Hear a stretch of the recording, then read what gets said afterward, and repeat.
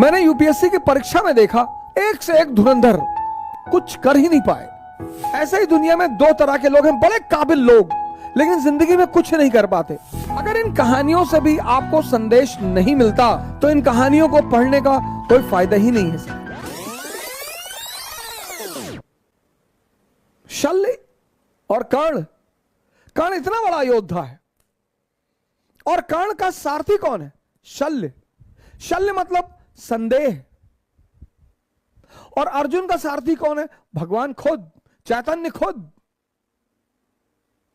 यह बड़ी जबरदस्त पिक्चराइजेशन है महाभारत की। ऐसे ही दुनिया में दो तरह के लोग हैं, बड़े काबिल लोग, लेकिन जिंदगी में कुछ नहीं कर पाते। ये दोनों जो एग्जाम्पल है महाभारत के सर, एक तरफ अर्जुन, अर्जुन का सारथी कौन? कृष्ण। कृष्ण मतलब चैतन्य, आपकी कॉन्शियस, जो कभी आपको डिप्रेस कर ही नहीं सकती। दूसरी तरफ एक महारथी है जो शायद अर्जुन से भी बड़ा महारथी है, कर्ण। इसका सारथी कौन? शल्य। शल्य मतलब संदेह।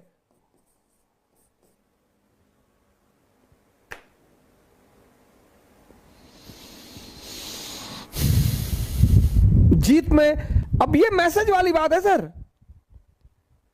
अगर इन कहानियों से भी आपको संदेश नहीं मिलता तो इन कहानियों को पढ़ने का कोई फायदा ही नहीं है सर। इन कहानियों को जानने का कोई औचित्य ही नहीं है सर।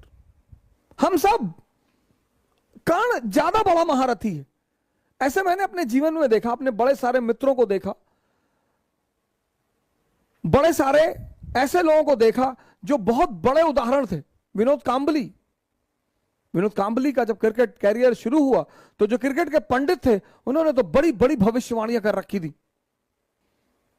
मैंने यूपीएससी की परीक्षा में देखा, एक से एक धुरंधर, कुछ कर ही नहीं पाए। एक से एक धुरंधर, एक से एक। साइंस पे पकड़ है, इकोनॉमी पे पकड़ है, पॉलिटी पे पकड़ है, ज्योग्राफी, हिस्ट्री, ऐसा कोई सब्जेक्ट ही नहीं जो उन्हें ना आता हो,